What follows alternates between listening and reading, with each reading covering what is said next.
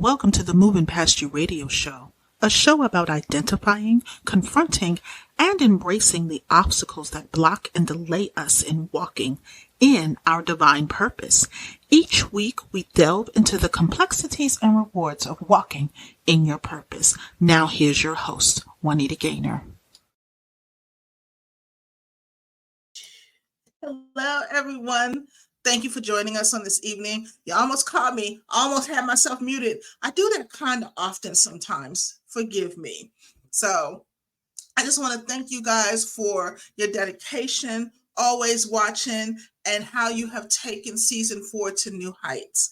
I am so excited. It's been a blessing to be so obedient in God's word and opening up the season. So you guys have been such a blessing in showing our guests love and watching and pouring into them as well. So tonight's guest is going to be awesome. Like I said, I have met with all of these amazing women and their stories have inspired myself. And today's guest, she brings a unique spotlight into healing. That one that I didn't even think about. I'm going to be honest. I didn't even think about through my own healing journey. And that's because it wasn't for me to think about it in that lens.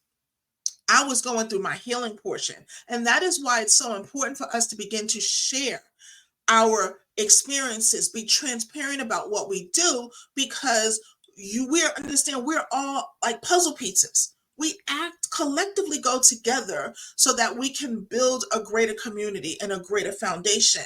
So I want you to think about that the next time when you feel that you can't share your story, you don't want to share your story. You're having someone miss out on the experience that is you. Because I know I'm a great experience. I'm an experience in all that. I'm just that. But I want you to remember that you can be that too. With that being said, let me go ahead and introduce today's guest. Today's guest is going to be no other than Chanté Dent. She is a personal development and executive coach. Chanté Dent is a seasoned professional development and executive coach, distinguished by her expertise as a certified emotional intelligence and psychological safety workshop facilitator with Blue EQ, with a rich portfolio spanning national and international companies across various industries, including Fortune 50, not 500, y'all, 50 enterprises. She is dedicated to empowering individuals on their journey towards emotional healing, genuine love, and liberated living. So let me introduce to some and present to others, none other than Miss Chanté Dent. Hello. Hi, Juanita. How are you? I am doing fantastically well today. How are you doing? I am great. Because we're going to be talking about something that is just amazing. So let me just flash among everyone we're going to talk about, y'all. Today we're going to be talking about heal, love, live. And I want you to resonate this title in your soul.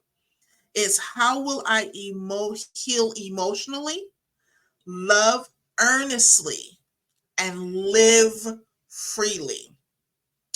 So, Chanté, when you were telling me about your experience when it came to the emotional intelligence realm, when it comes to healing, you opened up something for me that I had never even thought of that was even possible. And I've been, gone through my mental health journey for a while now, but you don't think about how that plays in healing, So I want you to just tell me, while you touch on that, what started you on this path of helping others identify that, but helping yourself as well? Juanita. It started when I knew, as I worked through healing from trauma, healing from sexual violation, that journey, it was not, it was difficult. I just say, the beginning stage is more difficult than any step, any stage. And I remember feeling stuck. I remember feeling hopeless.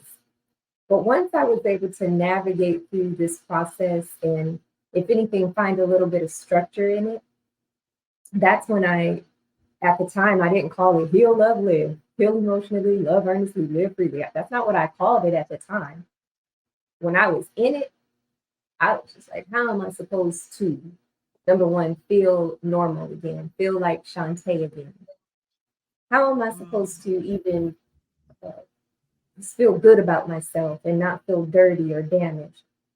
And then, how am I supposed to proceed in life? Will I ever get married?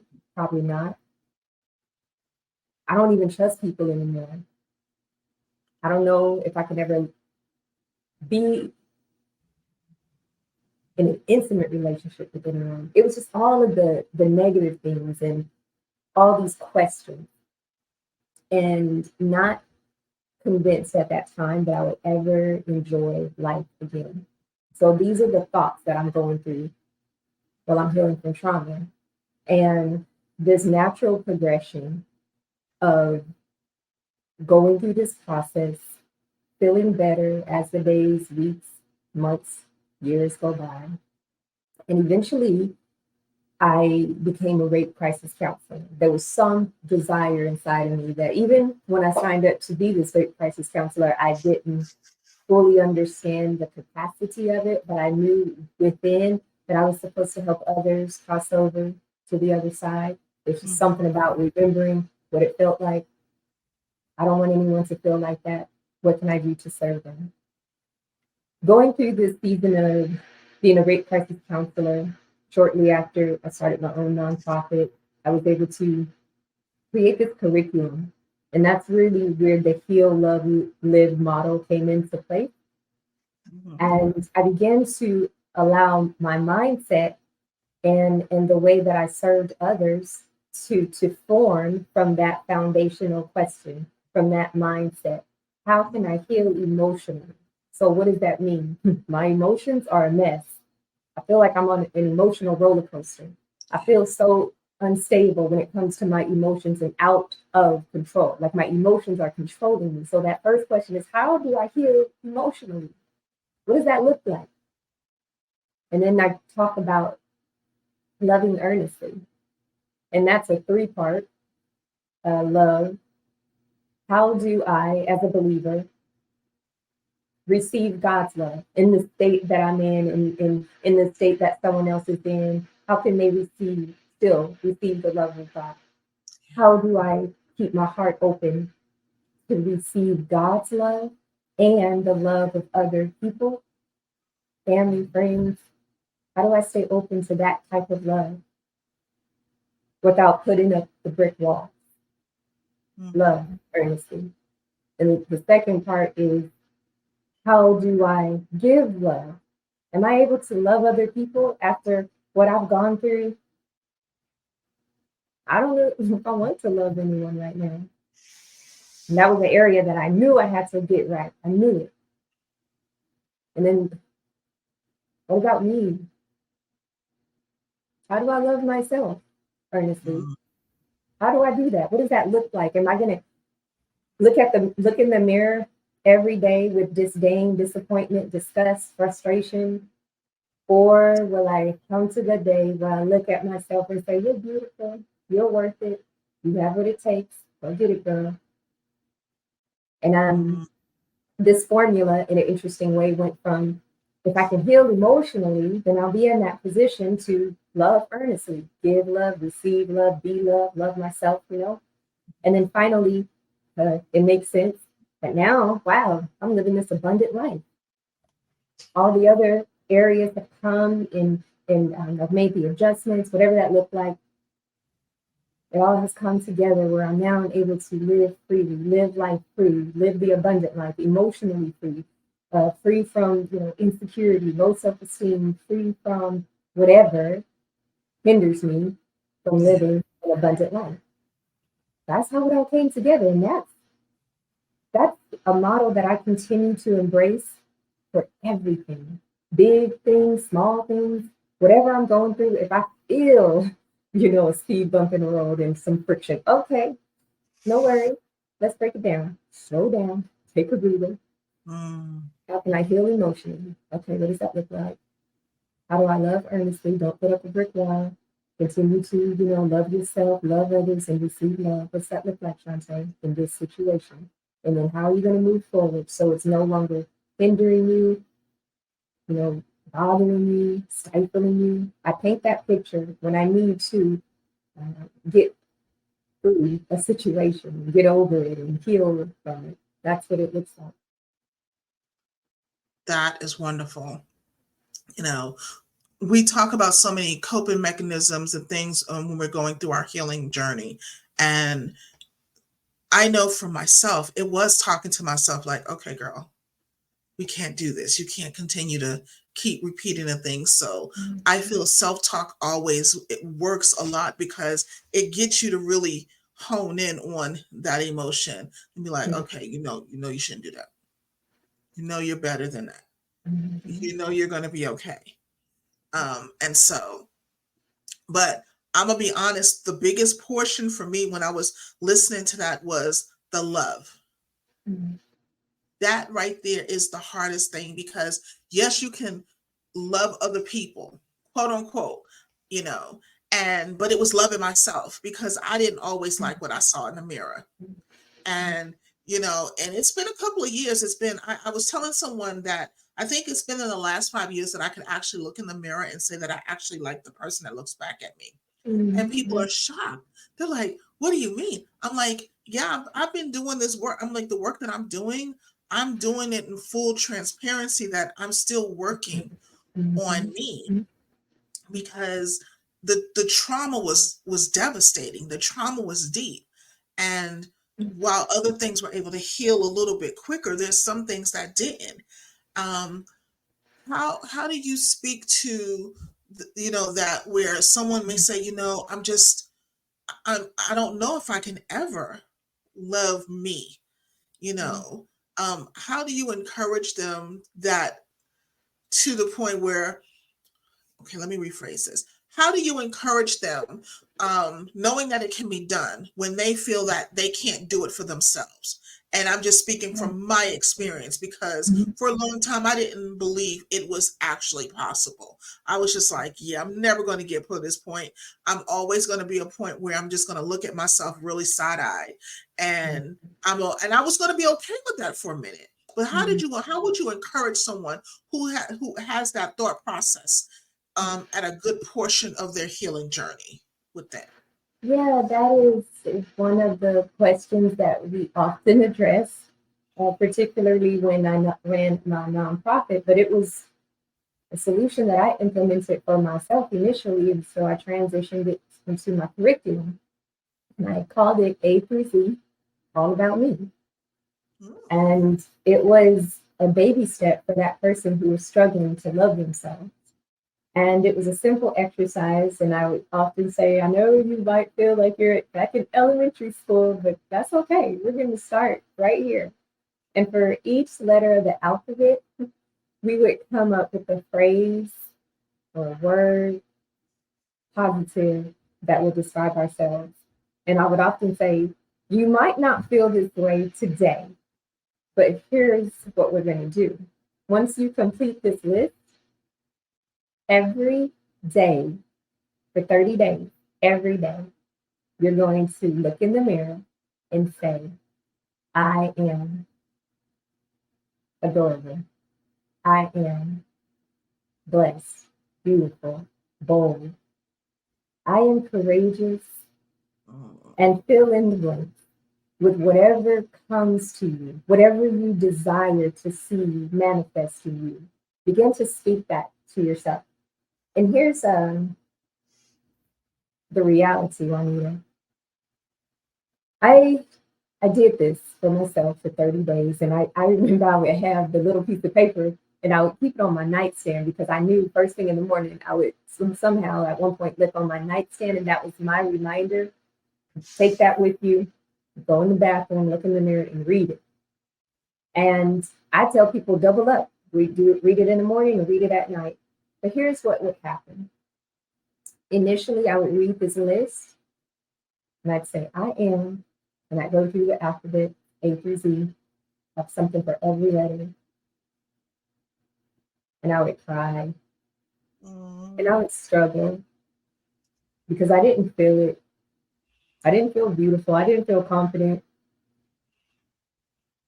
Uh, but I knew that if I could read this list every day for 30 days, this would be me being able to say, "You did it, baby.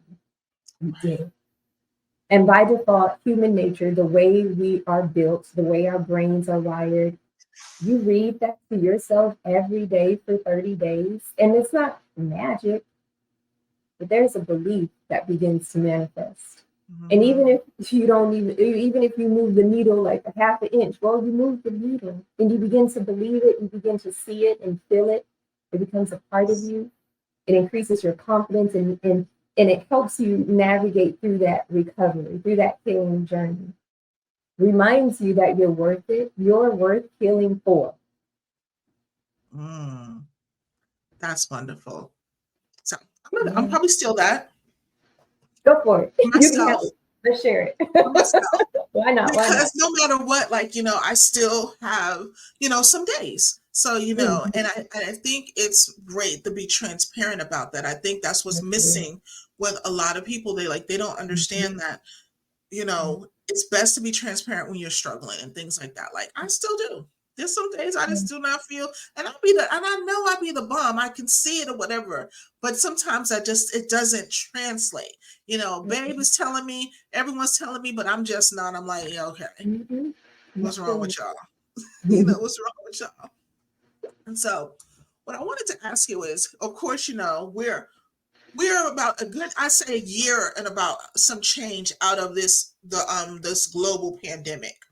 And I noticed, from me and the people that I work with, I noticed a lot of people really beginning to do healing work, not Mhm. because they wanted to, Yes, because they had to, they had because to. Yeah. they no longer had the distractions to run to, because everyone shut down. How did that look like for not only the people that you were working with, but how did that look at home, in your environment as well with COVID? Like, how Mhm. did you, because we pivoted quickly. It was just one day we was living one way, and the next day it was like, It's true. and we now Yes. have a new way of life. So how did that translate for you? So I want to start first by using this word, introspection. And I'm going to quickly tie this into the professional work I do with Blue EQ. We conduct, the psychological safety and emotional intelligence workshops, and we often share how introspection was the dimension of emotional intelligence that increased during COVID. As you mentioned, because we didn't have a choice, we had to sit with it. We had to look within and examine who we are. Why are we the way we are?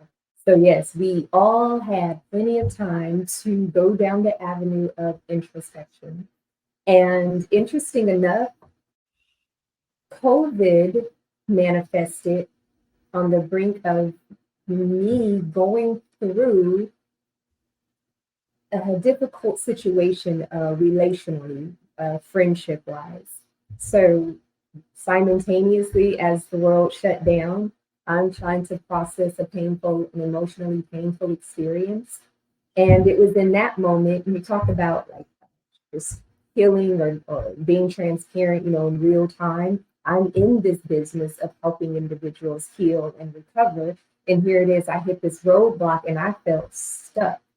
How do I move forward from this? It wasn't tied into sexual trauma or anything like that. I just felt a little ill-equipped to recover. And I'll use the term lightly. How it was difficult getting over that painful situation. And so, yes, coupled with the world shutting down, the pandemic, I was in this place of having to figure out how am I going to navigate through this painful experience. And maybe it was a bit more difficult because our interaction shifted quickly. And this is where I took a deep dive Mm, into emotional intelligence. And I had to do my own work because I realized that even though I had healed emotionally from sexual trauma, and for the most part, I was confident, in how I navigated through emotional wounding experiences. But what hit me like a ton of bricks, like probably slapped me upside the face, was there are some areas that you are probably not as strong in as you thought. Mm, And for me, it was emotional stability. I had a difficult time just trying to maintain my sense of being and my sense of worth when I couldn't understand why something wasn't working out on the other end, on the back end. So the example is if there is some type of misunderstanding, we'll put it that way, in a friendship. I, you know, just the way I'm wired, I like to have those hard conversations. I'm not afraid to, say, hey, let's put all the cards on the table and figure out what happened, what went wrong here. Does it feel good? Does it look good? And then definitely might be uncomfortable talking about it, but why not talk about yeah. it? All parties involved. Let's have a conversation. And that was something I was taught to do growing up. But what I had difficulty navigating through is when all parties involved was not willing to do that. Mm, And that's where I would get stuck. And I remember I would say to my husband, like, I don't understand. I'm not going to minimize, the issue at hand. And if there's any part of this that I have to own, I own it. I think that's how you learn. That's how you grow. You own right. it. And why isn't anybody else willing to just come and talk and just be open and transparent? And he says, you know how hard that is for people? I was like, well, isn't that what you're supposed to do? Yeah. Mm-hmm. So I had to learn under this umbrella of emotional intelligence, which is essentially managing your own emotions, and being in a position where you're able to influence others and even help them manage their emotions. And so I realized that I had to learn how to maintain emotional stability, even when I didn't understand the overall outcome. I don't agree with the overall outcome. I'm still waiting for a phone call so we could talk about this. And I have to say, if it doesn't happen, Chanté, you have to remain emotionally stable and keep on keeping on. Because I don't know about you, Juanita, but there are just times where I was just like, okay, I'm good, but because that's not good over there, I just want to go in the corner and hide. I want to disengage from everything and everybody because I'm waiting for all of the pieces of the puzzle to fall into place. And so I learned that might not happen. And if it doesn't happen and when it doesn't happen, another mindset that I like to embrace, you can release in love. So you're not harboring bitterness. Learn Mm-hmm. what you need to learn, but don't stop. Don't let anything or anyone interrupt your God given destiny. Ooh. So it was work because it's all up in my head and in my mind, like, but I have questions. I'm still not sure how everything unfolded the way it unfolded. And no, I didn't say that. And no, I didn't do that. Can we all just talk about it? Can't we all just get along? But I realized if that is not the case, Shantae, my God, heartbreaking as it is, you have to experience, grow, develop, and not allow those types of situations to stifle your growth or to stop you. I had a really good friend of mine who saw all of these things unfold from the beginning to the end. And I'll never forget, we were able to connect. And she said, Shantae, basically, you've been on the sidelines for too long. It's time for you to get back in the game. Mm-hmm. And I felt that conviction because I thought, oh, you're right, because I'm sitting here stuck trying to figure out what happened, but can't. I can't stay that. I can't stay there. It's time for me to move forward in love and fulfill, like, gosh, I'm alive, I'm still living, let's go. What am I supposed to do for the rest of my days here on this earth? I can't continue to stay fixated on why and what and when and who said and who didn't say. So when the world shut down, I felt like I was stuck in my head trying to figure out why things unfolded the way they did in a particular situation. But I realized that wasn't a healthy place to be. And it was emotional intelligence, where sometimes I joke around and I'm like, well, it really is like the fruit of the spirit if you think about it. But it was me taking a deep dive into learning how to implement those skills, because I like to challenge myself, Juanita. As long as I'm alive, I truly want to enjoy life. And I believe the best way to enjoy life is to continue to develop, to be open, learnable, and teachable. I'm ready for it. It might not feel good, like, oh, but I'm okay. That discomfort won't last forever. I'll come out on the other side, stronger, Right. mature. Yeah. Awesome. Because I know for me, for COVID, the biggest thing for me was I learned in my healing journey, asking for help was always a thing for me, Mm. and I realized with COVID, I had to ask for help sometimes. And it Yeah. was just like, no, I don't want to do that. Because you think about the trauma that originally came with it. Because if you ask, Yeah. sometimes someone say no when they have strings attached to it or whatever, and Mm. it had to be okay. They're going to say yes or no, and if they try to give you strings, you have to be able to walk away. It's Mm. okay, you Mm. know, but you got to do it on your terms, not theirs. Mm. And so it was getting out and asking, or, putting out there that I needed the help, because it was never something that I really did. And I've Mhm. just gotten even better with it. I can say, but with my current relationship, like, I can ask anything now. I have become what I call spoiled. Like, if he said he handled it, I don't think nothing else about it. I am in la la land, like la la la. Yeah. And my friends be like, "Well, what's going on with that?" He said he handled it. I ain't gotta worry about it. So, Yeah. and and I don't want to tell people, it's a beautiful place to be, at that place when you have who God has for you, Mm. Mm. and they do what they say they're going to do.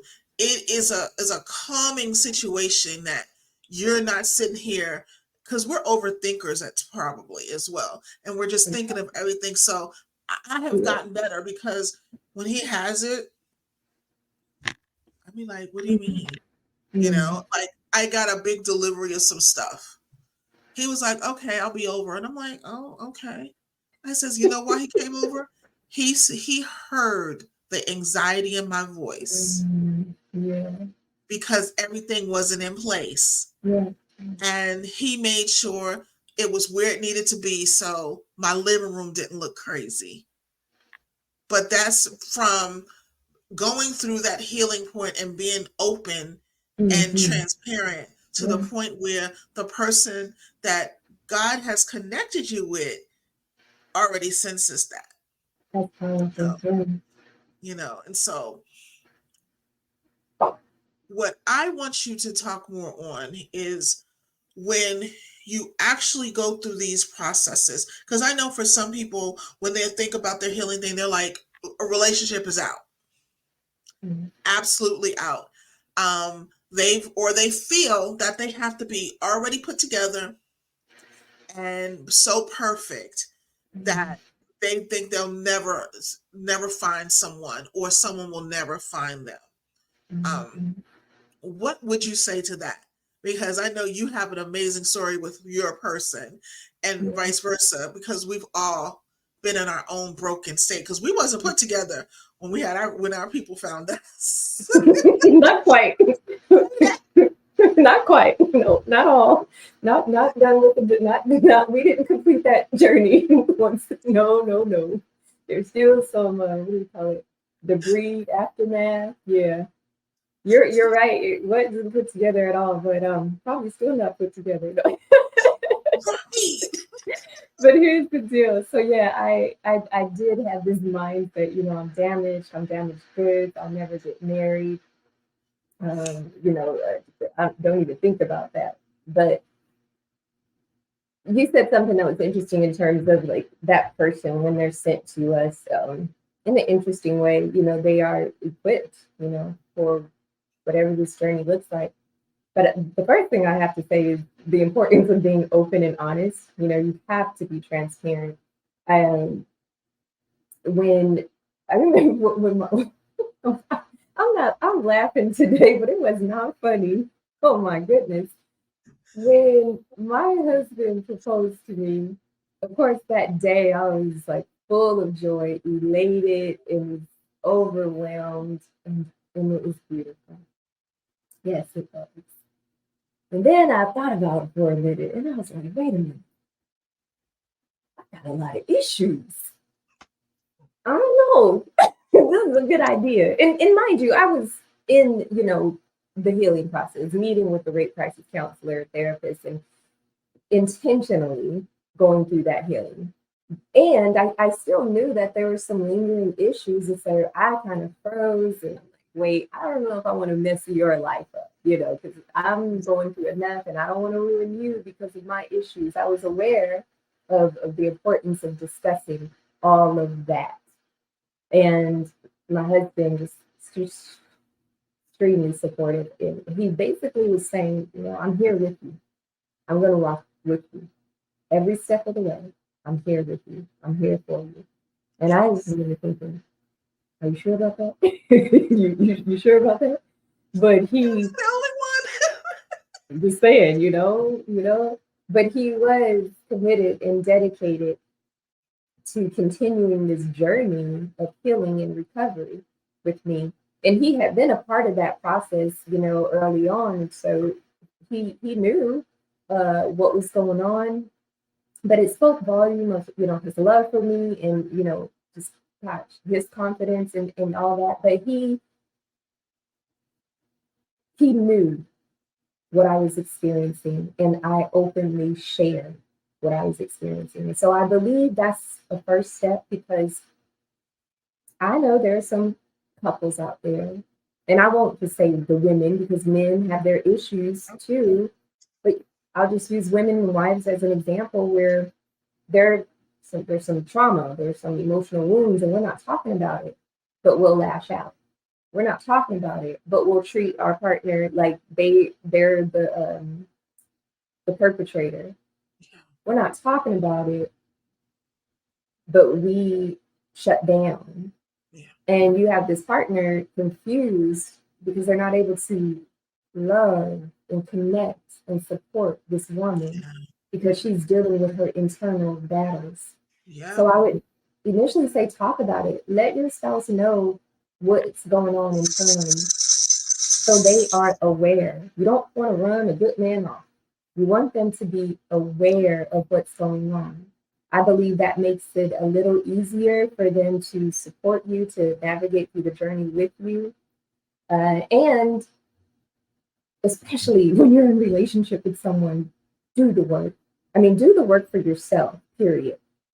But when you are in a relationship with someone, you have children, that's another layer. I would hope that your heart's desire is to experience emotional feelings so that you can show up for yourself first and for them. Yeah. Whatever you do is going to influence them. Whatever you do is going to make a mark in their lives. So why not do the work, even when it's a little uncomfortable, to stay fixated on what comes on the other side, the end result, a healthier marriage, a healthier relationship, a healthier mom, a healthier employee, co-worker, supervisor, executive, the list goes on. Whoever you are, whatever role, whatever hat you wear, I would encourage you to do the work. And all of our tools look different. We know what works for us and what doesn't work for us. We can research various tools, but make a decision that you are going to address those areas where you're suffering silently where you felt like I'm going to keep this a secret until the day I die, but you know that it's been 5 years, 10 years, 25 years, and it's still haunting you and Yeah. interrupting and disturbing your peace and your joy. It's time to talk about it. It's time Yeah. to expose what's keeping you bound so you can live life free. Yeah. Mm-hmm. Absolutely.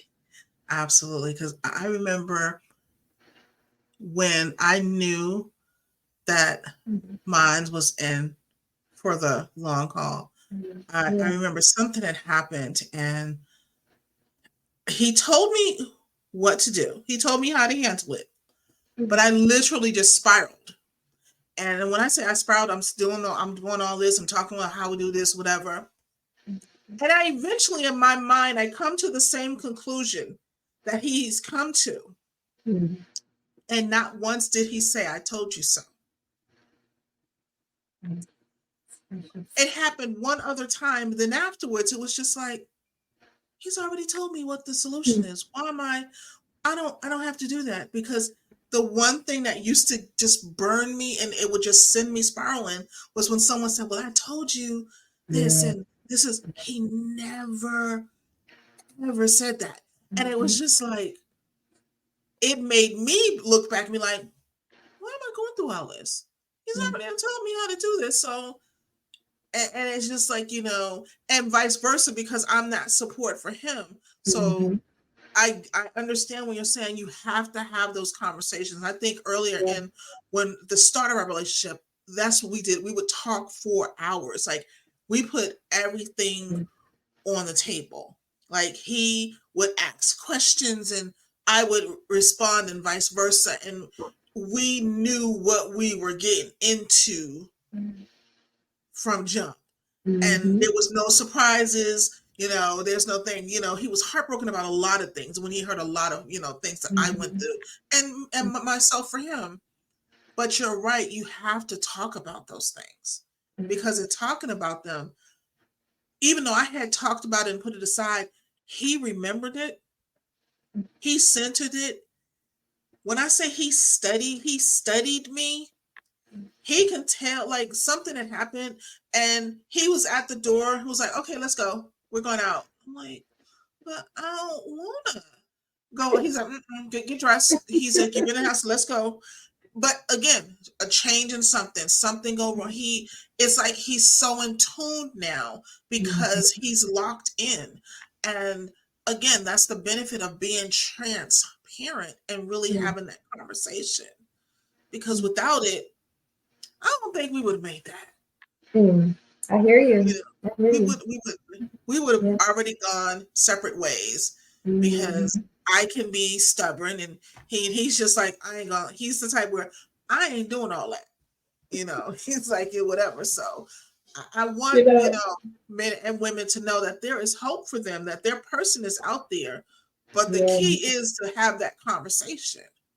have that conversation. And growing up, my dad would tell my sister and I'm the youngest of three. I have an older brother and an older sister. And my dad would say this to my sister and I as the, knowing one day we might be a wife, but to my brother as well. Either way, uh, when it comes to being in relationships, there could always be something for you to complain about, something you don't like. You don't like what you see in that other person.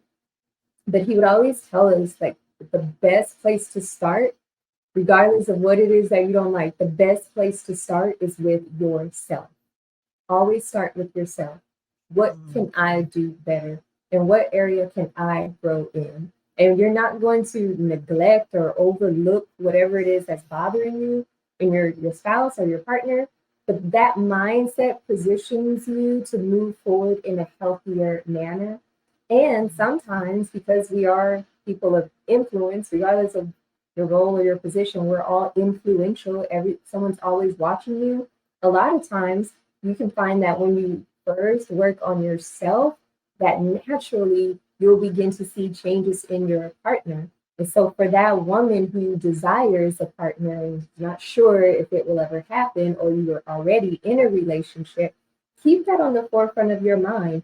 How can I work on me? How can I develop in this area, personal development? Let me self-examine what are the areas that I need to work on and increase when it comes to emotional intelligence or any other area of my life. And that relieves, number one, pressure from your partner for trying to, we can sometimes put that unnecessary pressure on our partners to try to fix us. And that's not healthy.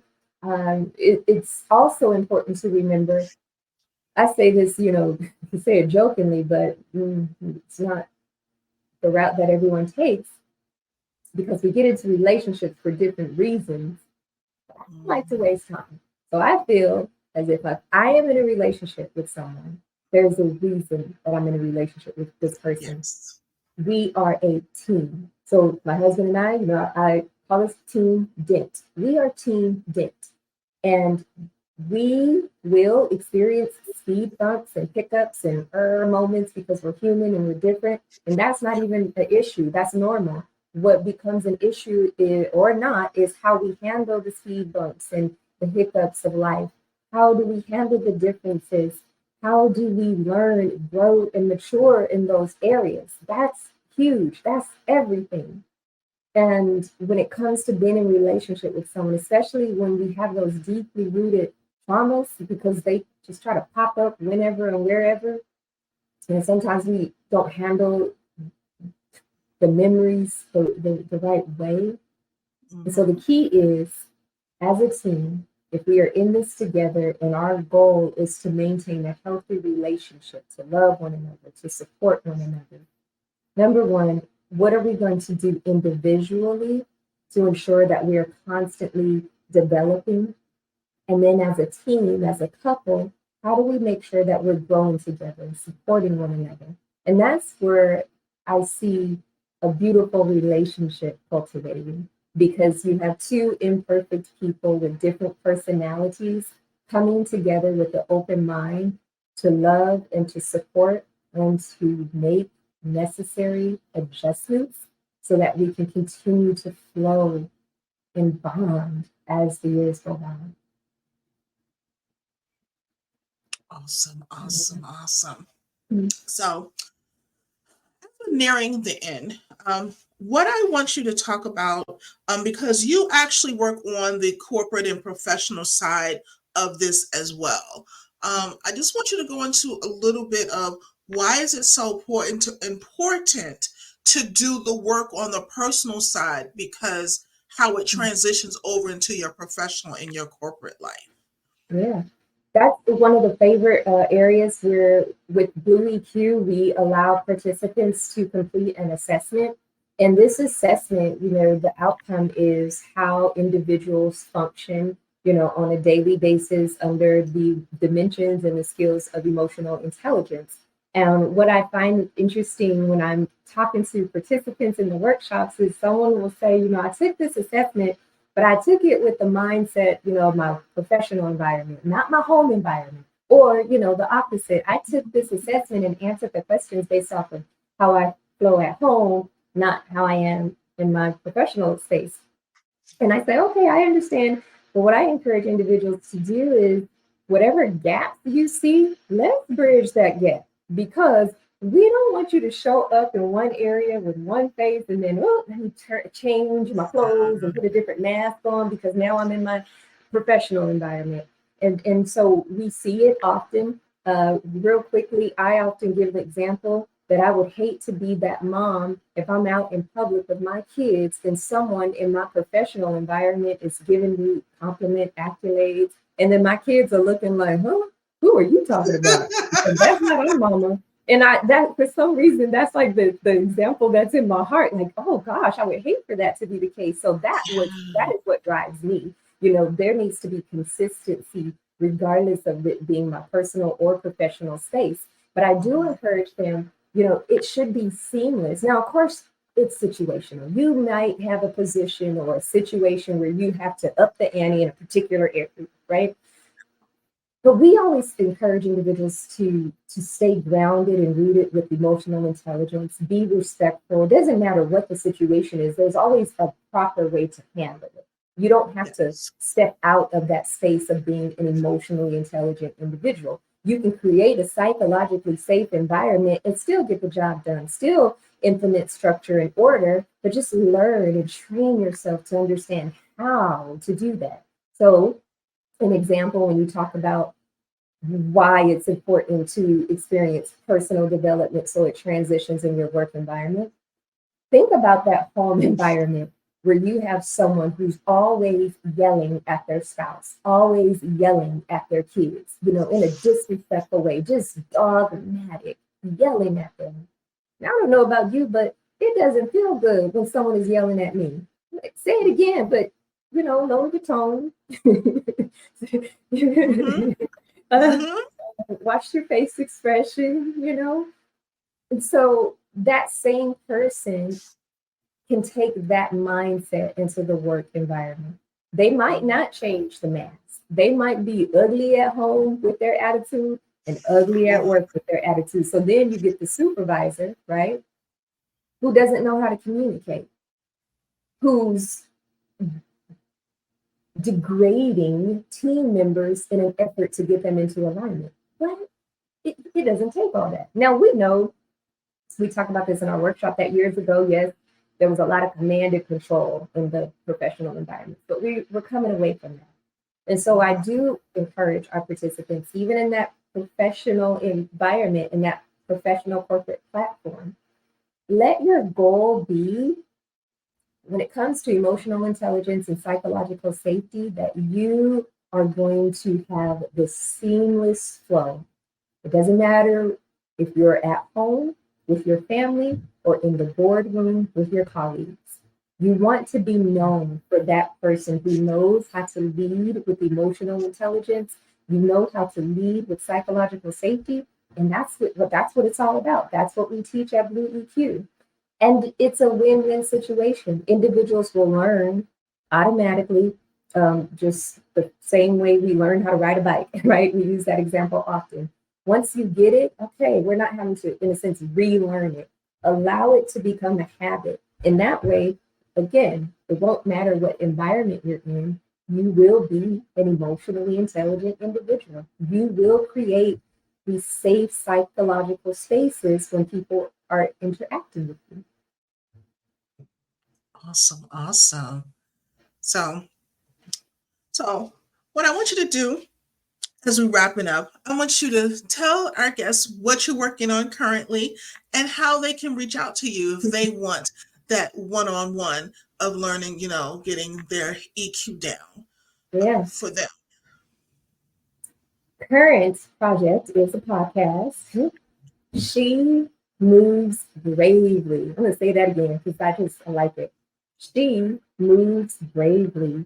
It is a podcast that is dedicated to uh, showcasing the stories and the journeys of women and how they've navigated through those experiences, came out on the other side. Many of them circle back around and they do the work and help individuals cross over from the area that they once struggled in. Others are in different, careers, etc. But the key is they're living lives where they've chosen to take care of their well-being and not stay stuck in that place of pain or paralyzed in pain, whatever the pain consists of. So She Moves Bravely, a podcast I'm excited about. It's also a podcast that I will share these golden nuggets that's centered around emotional intelligence, positive psychology, things of that nature. And individuals can connect with me by visiting ChantéDent.com. Awesome. Awesome. Awesome. Well, Sante, I want to thank you for joining us on this evening. You gave us a wealth of knowledge that, again, I know personally for myself that I, took some notes mentally that I can apply to my own life as I'm still going through and elevating my healing journey. And I know that our guests on this evening will also take those nuggets and do the exact same thing. So looking forward, to what you do with the podcast. And definitely, let us know over here so we can actually promote it and get everyone listening into it because again, we all need what you have. So I Mm. thank you so much for joining us on this evening. I've enjoyed my time. I've enjoyed you as well, Juanita. Thank you for having me. Thank you. Well, everyone, thank you for joining us on this evening. Like I said, season 4 has been amazing. So don't forget to join us next week, same time, same location. Again, we're wrapping up Black History Month. We're going to be rolling into Women's History Month soon. And it's just going to be an amazing time and an amazing space. Always remember to be kind in your word, thought, and deed. Be blessed. And I'll see you next week, same time, same location. Bye. Have a great one. Thanks for joining us this week on the Moving Past You radio show. Make sure to visit our website at www.movingpastyou.com, where you can subscribe to the show on iTunes. If you found value in the show, rate us on iTunes or simply tell a friend about the show. And be sure to tune in next Friday for our next episode. And remember to always be kind in your word, your thought, and in your deed. Be blessed.